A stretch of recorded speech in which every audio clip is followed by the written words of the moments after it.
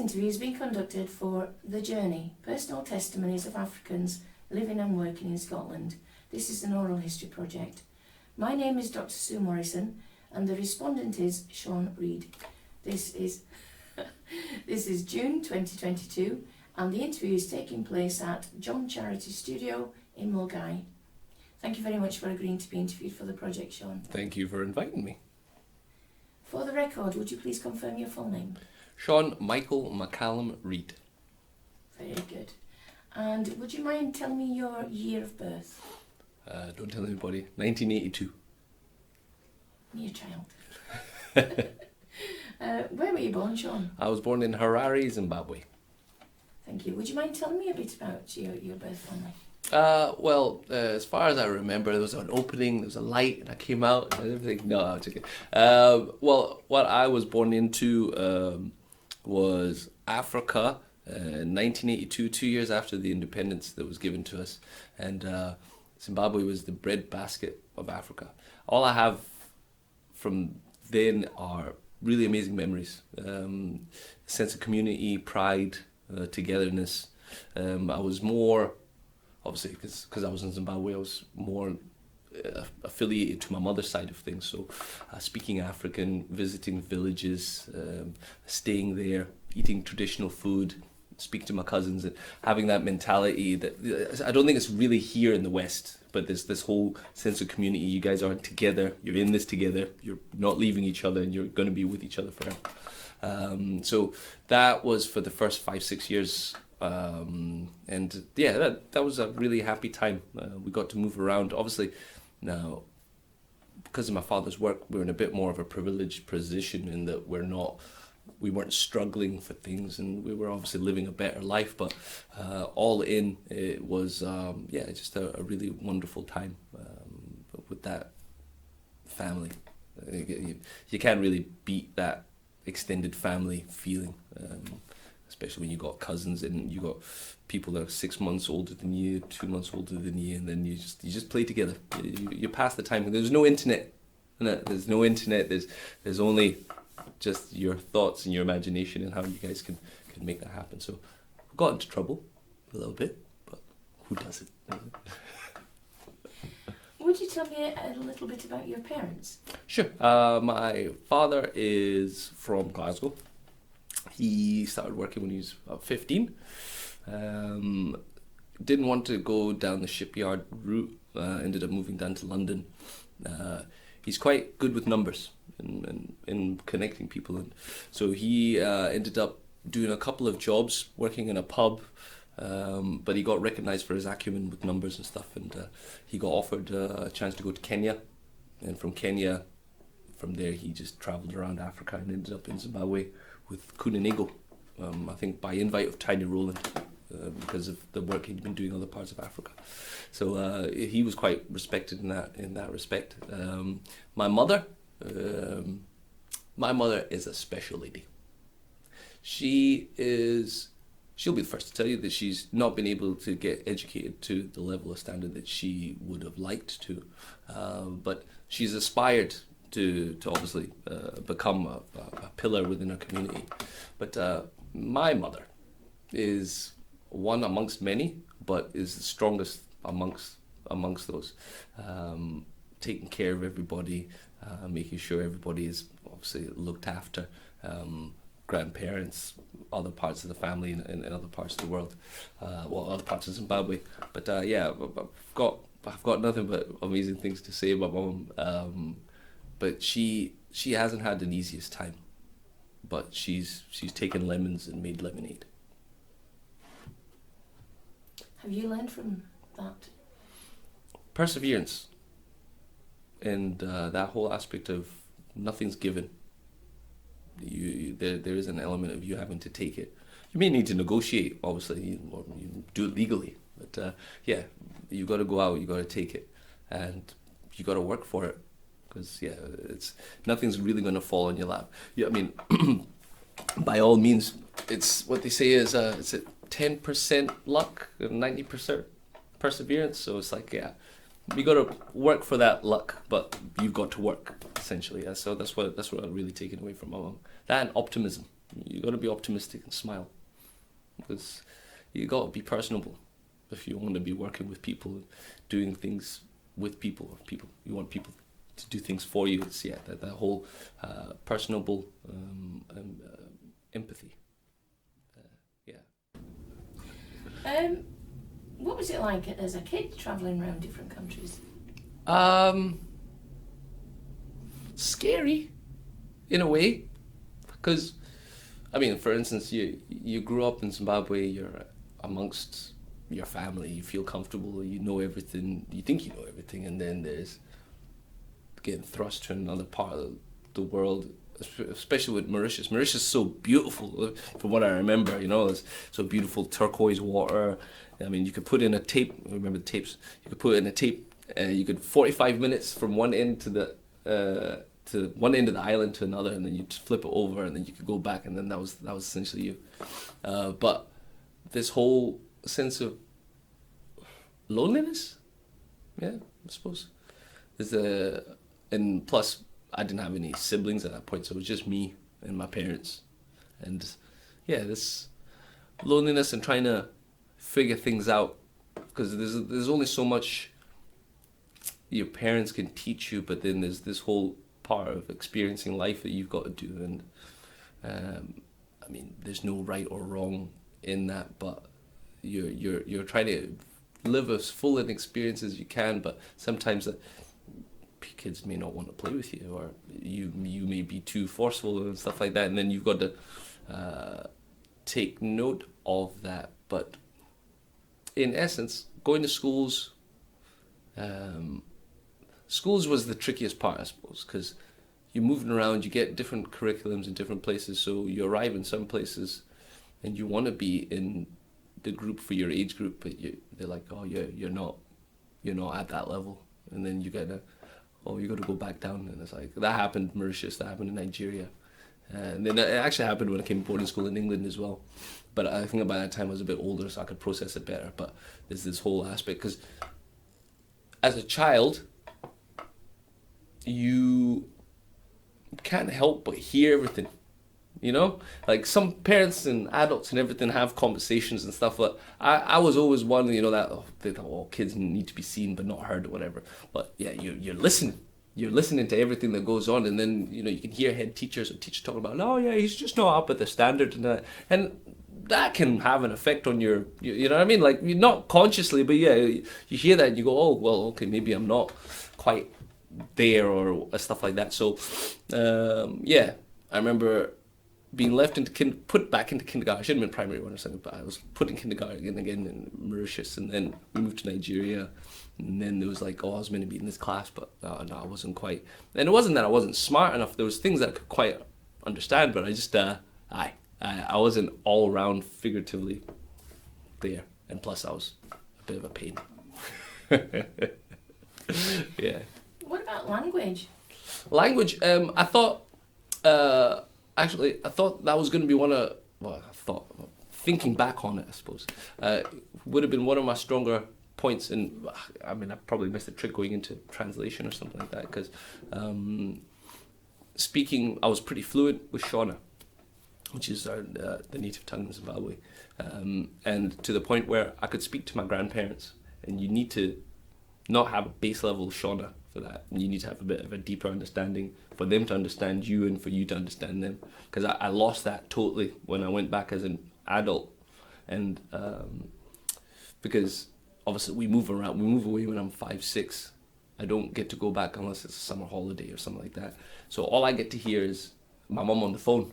So there's a lot of listening, and I don't know if you've ever experienced an African lady on the phone. The whole house has the conversation, not just the so you hear everything, so I could understand a lot more than I could speak. So if I go back and I'm there for a couple of months, I can start to pick it up, but then just as I'm starting to pick it up, I need to go away again. So the Shona was really good with me, and I could really understand it, and I was sharp with it. And when we moved to Mauritius, they're French speaking, so I got put into French, and I was able to pick that up pretty easily. So I think I was quite ahead of it by the time I came to Nigeria, and then by the time I've come to here. But it's never something it's not something that's really pushed here in the West. if you know what I mean, or if they identify, oh, you're really good with linguistics, oh, let's try and get you.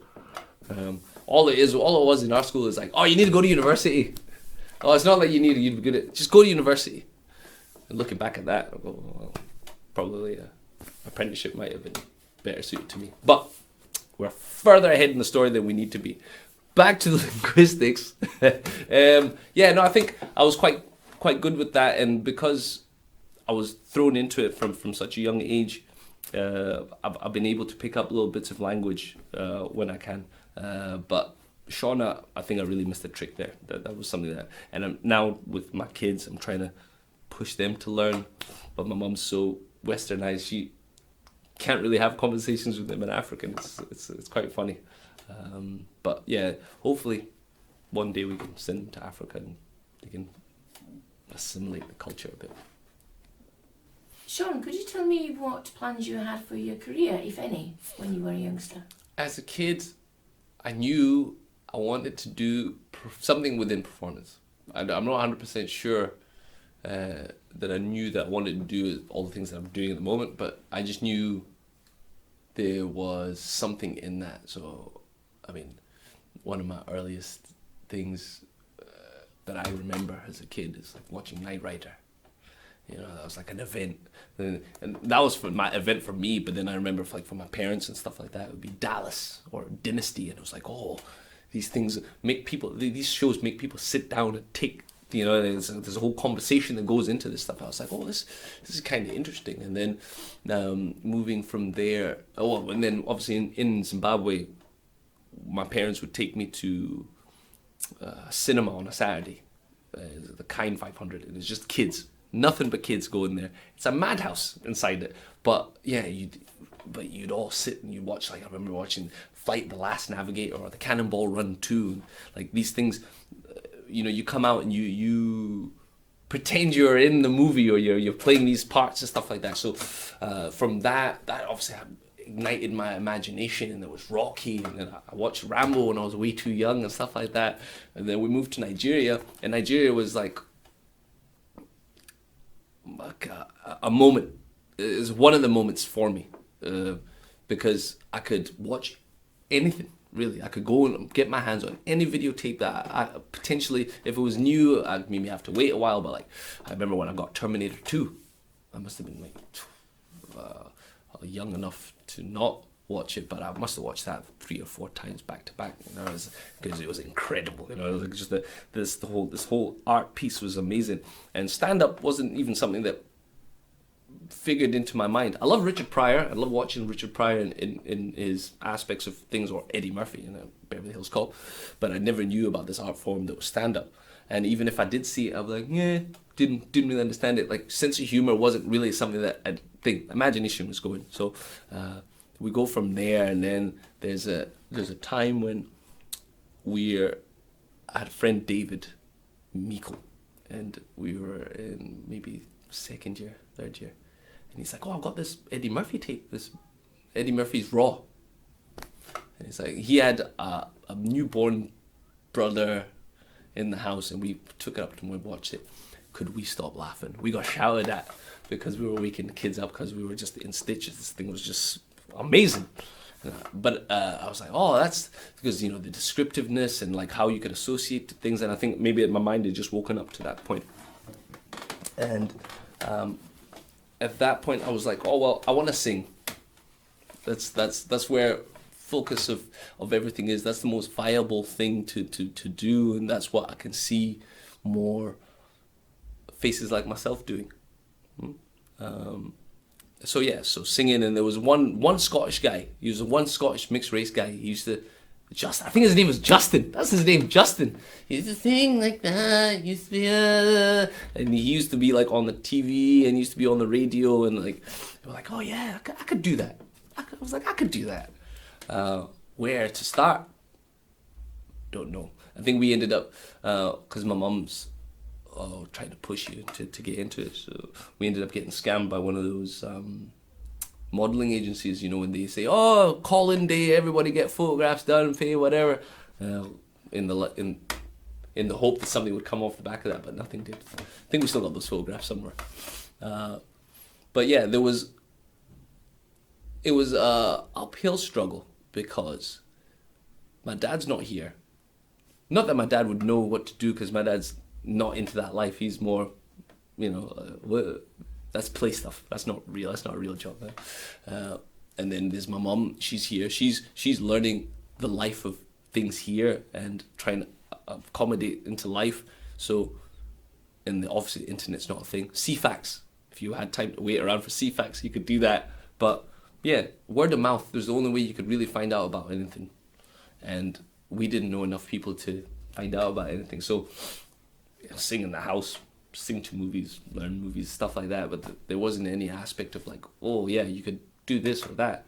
And there was a point in school, I was singing. I went to school. I was in the same school as Biffy Clyro. They were just a couple of years ahead of me.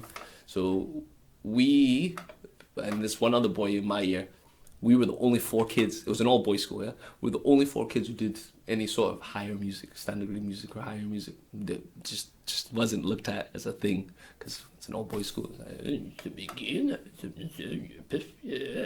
But so even then, there wasn't like a whole bunch of minds that I can pick between to be like, all right, this is how we can get into this. So that largely just festered inside, and it's one of those things, again, you kind of keep it inside because you're a bit embarrassed, especially in all boys. I like to do a bit of singing, I like to do a bit of acting. Just no. I mean, I think other boys kind of got that aspect of me anyway, that I like to perform, but I just wouldn't come out and say. And then I read a book for a book review. It was Richard Pryor's Prior Convictions. I don't read many books. I stole that book from the library. I still have it. You can cut that out. But I read that book, and I'd never read anything like it, because it has stand-up, like parts, like spoken word from his stand-up, and then his life. And then it'll jump back, and there's the references from his stand-up about what it is that happened in his real life. And I was like, oh, that's profound. And that really ignited something in me. And there'd always been the aspect of music that I wanted to do, but that really inspired me. And then I'd gone to America to see an ex. Well, she's now an ex. It's a long story, but I ended up in Seattle and Arizona, and then really getting into this whole American stand-up comedy, because there was like nothing like that here, and there's like all these black comics and stuff like that, and I was like, oh, so I was just taking notes. I remember actually having a notebook at that point, like, because I used to write like little passages of poems and spoken word and stuff like that, a bit whimsical and that. But then I would start flipping my book over and I start writing things that I thought were funny. I write those things, and then I've got this other side, and I've got words, poems, stuff like that. And that then culminates itself into coming back from America, and the BBC had a course, an E-Force course. It was a diversity push. So they want more black faces doing production, stuff like that. Again, I want to be a performer, but I don't have the heart to say it. But I'm like, all right, well, production, I could find something I could do in production, and I could work my way in there. And that was a great course. Annie Wood, she actually only recently retired. She kept that going for so long. There's so many people that are so thankful to Annie Wood having put them there. So there's, for instance, Muslim Alim. He's the head of programming for BBC Scotland television, daytime television. He started as an E-Forcer. I met a whole bunch of great people, but the one person that I met that really changed things for me was, actually it was 2 people. Jamie Strang, my great friend. He's the closest thing that I have to a brother, you know. I'll tell you about him in a moment, but this other guy, Marcus Harbin. Marcus Harbin is a director, and he was looking for faces for what was a competition for established writers wrote half a story, and then somebody new finished it. So this guy was Trix Worrell.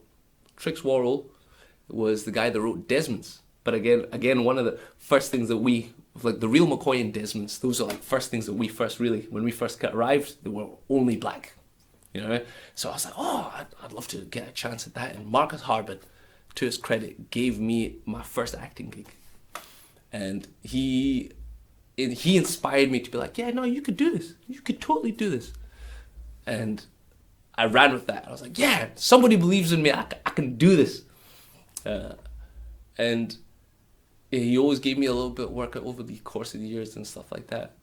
It's quite sad because he passed away last year from cancer.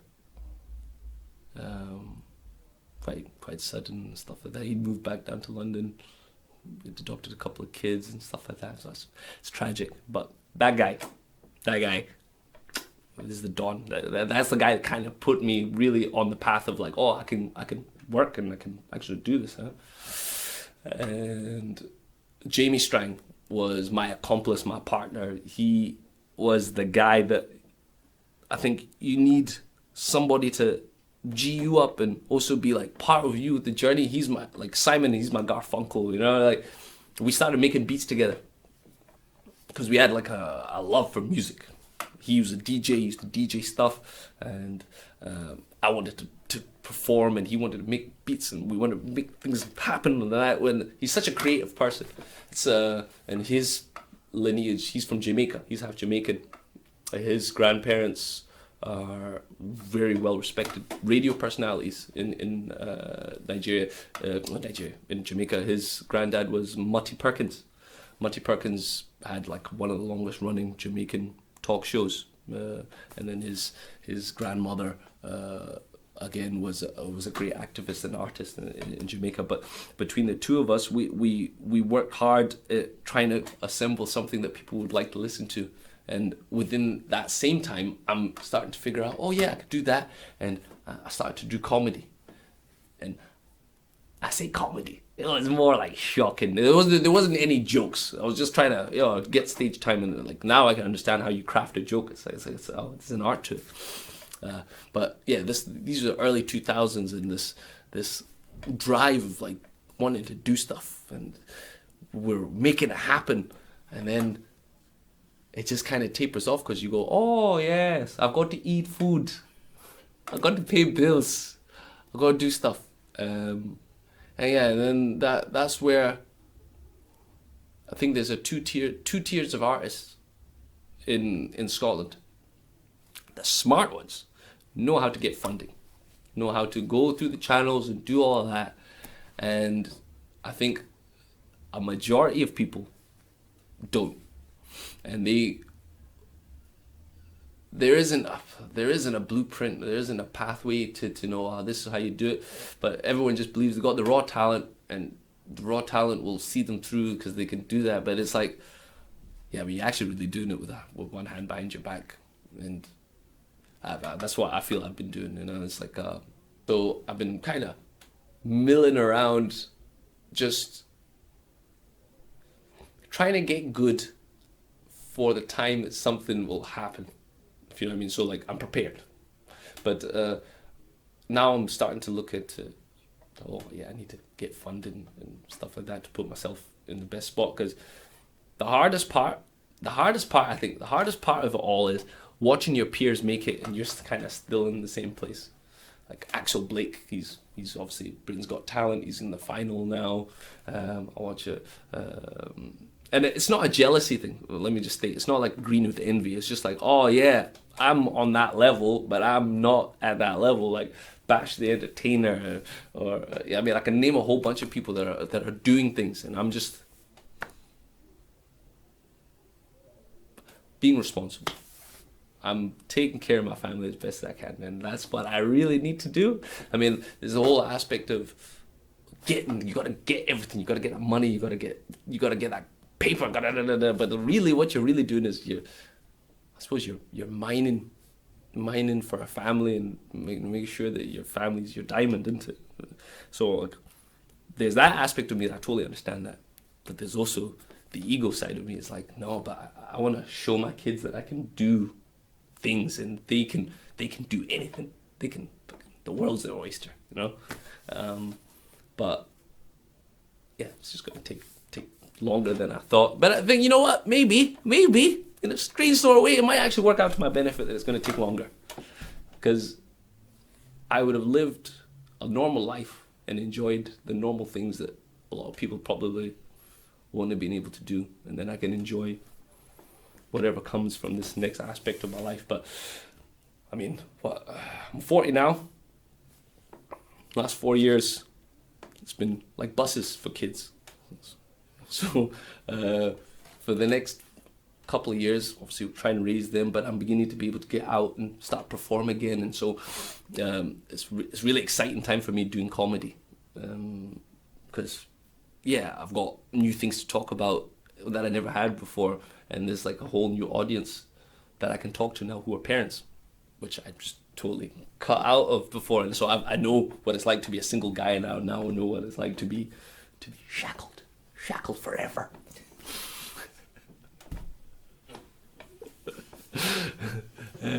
Yeah. Is there any kind of guidance support out there for you? Yeah, I mean, you've mentioned a couple of times that you need funding.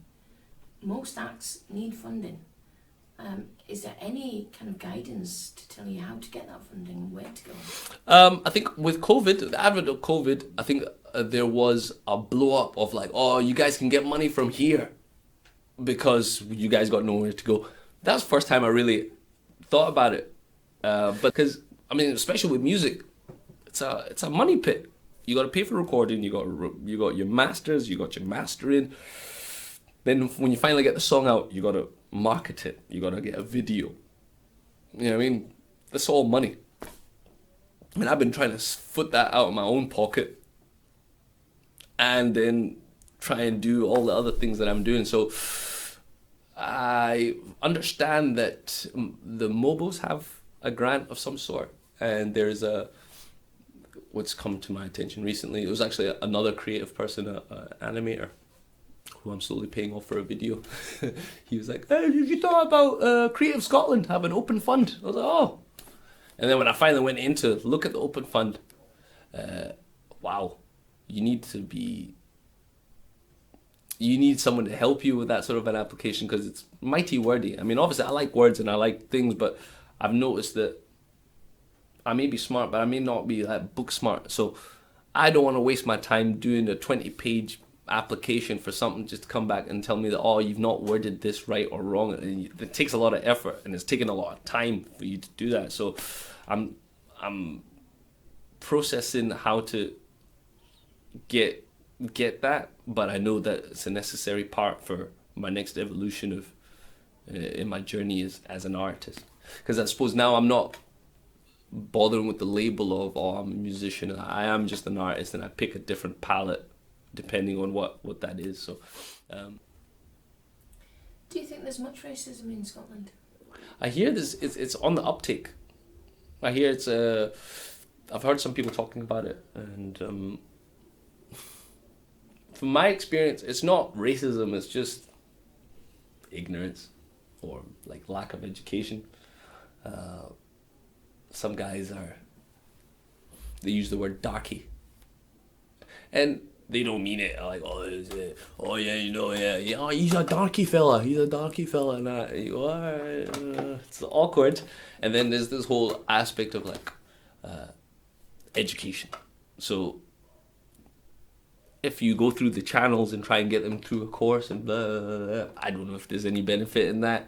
But if someone uses that phrase and you're black, just correct them there.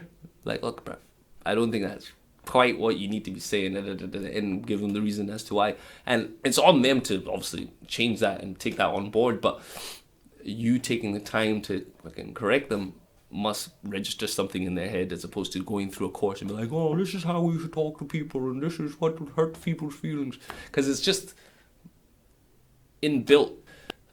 Racism isn't something that I'm always apparent with, and I don't know if I'm in the lucky position of being a lighter skinned person where I don't. But what I'll get is, I mean, I've been called a black bastard, called a nigger, stuff like that. But in certain situations, it can really hurt you. If it's somebody you know and and there's one kid in school, well, classed as a friend, and then for some reason, whatever, Jewish kid as well, and he's like, "Oh, you nigger," with the R, it's like really harsh. He's like, you're like, what? Because he dehumanizes yourself, and like you're just like, for real though, we've hung out, stayed at your house, done stuff like that, and I'm like, oh, okay, well, fair enough, and I don't know, I don't even know how you navigate it, but you just gotta go through. You gotta grow thick skin. Be like, well, what can you do? That's just one person I'll just be avoiding. Because for one, avoiding, there's plenty of people that'll be happy for you to be yourself and stuff like that. Obviously, I'm quite westernized in my thought patterns and my jokes, and I can understand things. I don't know if somebody who's not from here will get some of the things that might be racist that are being said to them, Or you might even look at it as a joke. We're like, oh yeah, I'm laughing at that, but they're really taking the piss out of you. So I don't know what that must be like. Because it must be going on all over the shop. But I don't know. I really don't know. But it's not something that's heavily presented. There's not like any clan marches or people burning crosses and stuff like that. But I think it's like it's a nuanced racism, but it's better than it was. There's no. Do you think that? There's no gollywogs getting sold, and there's nobody calling you a nignog and stuff like that. So it's better. In a way, you could say it's probably better now than it has ever been. But with it being so good, it highlights the little small blemishes of things that you go, oh, well, that's not really on that, stuff like that. So, and it's not like anybody's perfect, yeah.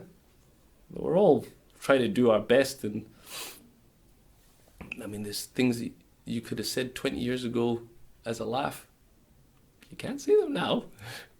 And like, I mean, there's no malice in that. So I take everything with a pinch of salt. It's situational. But, because people are saying nigga in rap music. You're a white person from old guy. You listen to that. Do you say the nigga? You don't say the nigga. Do you say it in the comfort of your own house by yourself, or not in front of your black friends? I don't know. I don't know where the line lays with this sort of stuff. But in general, I think most people are very accommodating of other cultures. It's only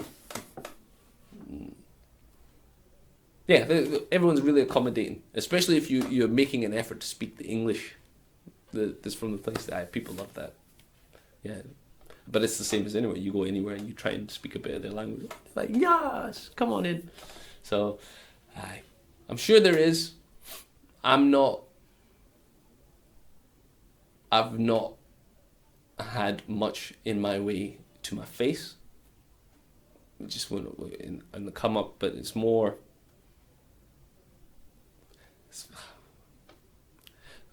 You go to a wedding. And it's like a fully white wedding. It was a Kilsyth, and they're playing like Sweet Caroline, Grease Mega Mix, and all that. Then they play an R&B song, and then everybody just kind of just stops and then just looks at you. It's like, well, come on, black man, your turn to dance now. And they're like, oh, it's funny, but it's kind of racist. You know what I mean? It's like, but I think it's kind of funny. So I can't say, that's terrible. I'm sure there are terrible issues within racism, but the ones that I've been getting really put upon me are kind of funny. I think I just got to look at it on the funny side of things. I don't know if that's just the nature in me to be like that. Sean, would you tell me about your new family? My new family. I have 4 kids by my partner Corin. She's a primary teacher, and so we've got Otis, who's 4, Naya, who's 2, and our twins, who are going to be 1 at the end of this month.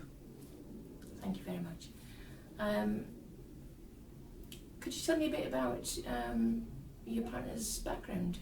Yeah, her mother is an art teacher, and done a whole bunch of various art things. She went to art school, and her father was into art, but it was more decorative.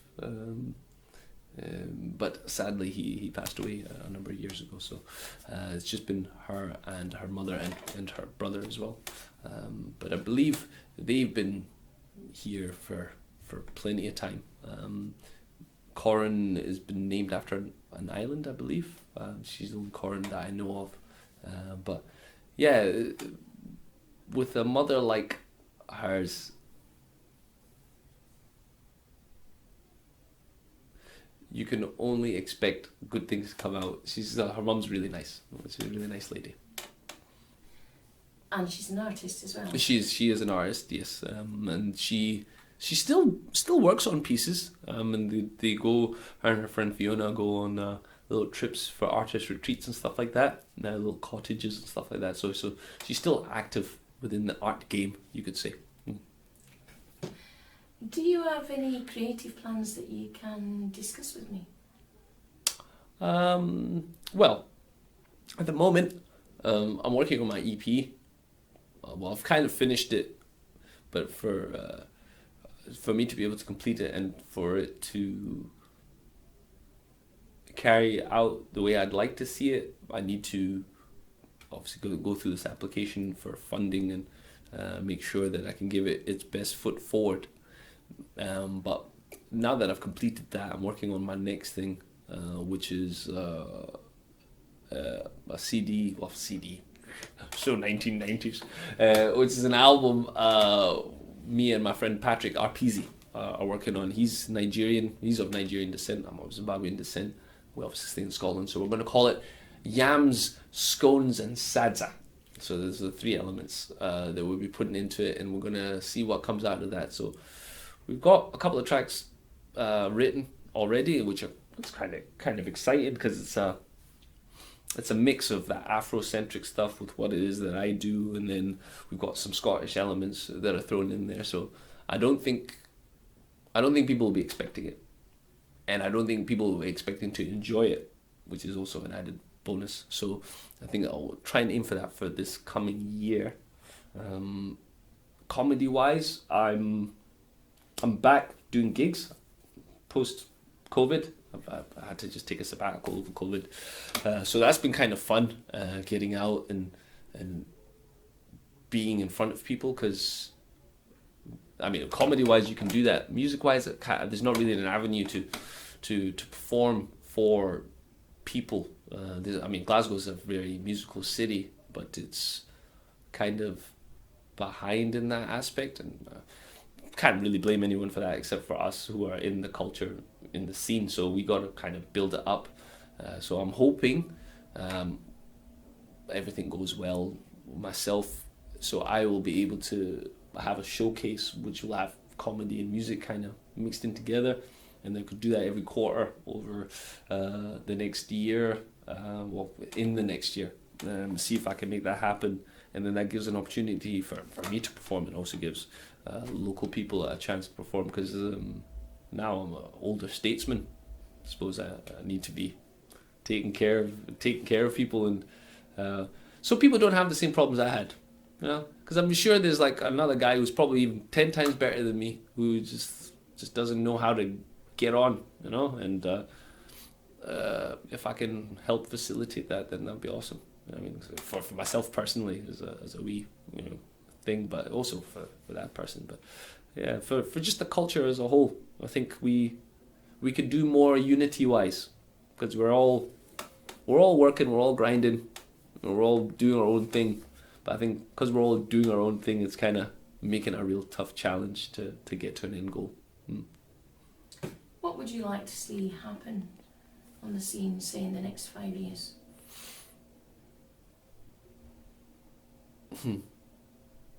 What would I like?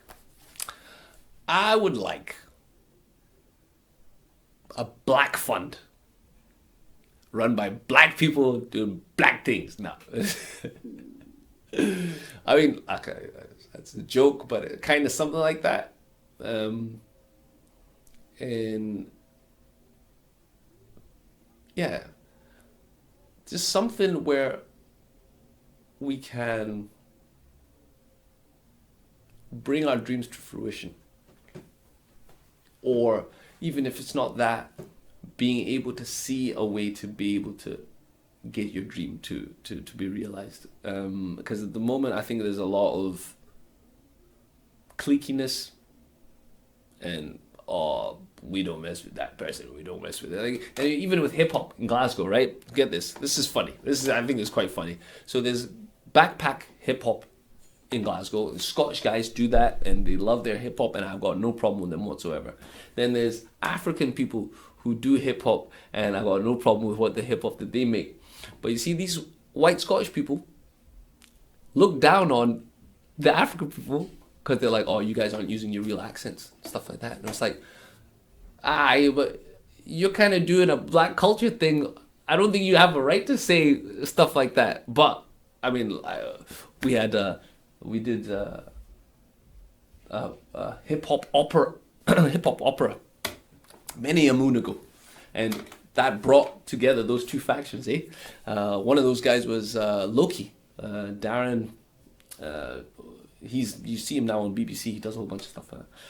He was one of those guys, and we had all these African guys, and there was like this whole like standoff, and then there was an understanding eventually that, all right, well, it is all just hip hop, but it is all just music. Maybe you don't like this, you don't like that, but you shouldn't have like a higher opinion of your stuff because of X, Y, and Z. So that element of things would need to kind of come together, because we're all working on the same thing, you know. So I'm hopeful that unity thing can kind of come together, and the cliquiness can become one big clique as opposed to factions. But I think I personally would like to be able to help younger people. I mean, I've been doing youth work over the last year with like a lot of immigrants and stuff like that, and like, yeah, just help guide creatives. Because I mean, I'd like to guide a construction person, but I don't know about construction.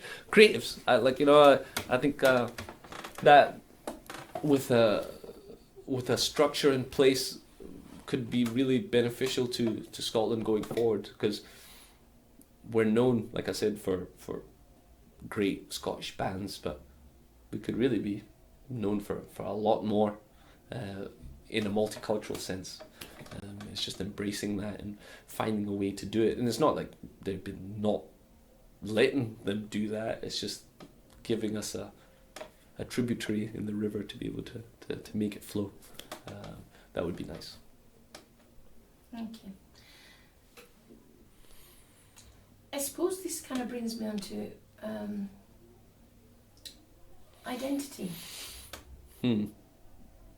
National identity. What do you make of that? I like the term Afropean because it's a bit of both. Because coming up as a mixed race kid, you're not the same as anybody, anywhere, ever, at any point. You're always you. And there's an element when you come into being a teenager, whereas you have to pick a side. And in a strange way, and I mean this no offense or anything, but like I see a lot of mixed race kids that are brought up here with maybe in a single parent household, and it's really white, and I go, oh, you're really white. And again, there's no problem with that, it's fine. Whereas I've been on the flip side of things, and I'm actually quite lucky in the respect that my mother is black. It's not my dad that was black. So I've got a strange mix in that. And so I've really been in the black culture of things, and this whole aspect of, oh, you need to pick. There's some things I'm really white about, some things I'm really black about. It's like, so I think the whole heritage of things, there's like elements of me that I go, I'm very, very African. Like, you know, like it's just some things I'm just very African about. But then there's being here for so long, some things I've just become really Scottish about, you know? And would I want to change that? No. because I think in a way I've maybe taken the best, or for me personally, I've taken the best of both worlds, and because I've been able to see what it's like in both things, and I just take and choose and pick what I want to be me, and I think that's the main thing I take from it. In regards to acting, you know, there's a lot of us who are actors here in Scotland, and we can't get any roles. There's never a role written for a black person, and even if you have a role that you could potentially go for, you've got to really Scottify yourself. And not that I'm saying that writers should write more roles for us, but we should promote or present more stuff that has us in it, because we're here, we're living life, we're doing stuff. So there's just more representation. So I'm just hopeful. I'm hopeful and I'm optimistic. And I think that's all we can really go with going forward. It's like, things are getting better, could always be better. They're not as bad as they were. Because you always hear those jokes where people go, they see a video from 1930s. They go, I'd love to go back then. I go, me not so much. But yeah, it's amazing. Life is amazing. And I hope to be bombarding your streams with more stuff. And you just, I'll be unavoidable in the nicest possible way. Yeah. Thank you, Sean. Is that it? I think I'm done. I think so. Are you done? Do you want more? Are you sure? Leave them wanting more. Oh yeah, of course. That's what it is. But no, don't leave me. No. Thank you very much, Sean. It's been thanks a for your time. pleasure. Thank you very much. Bye bye.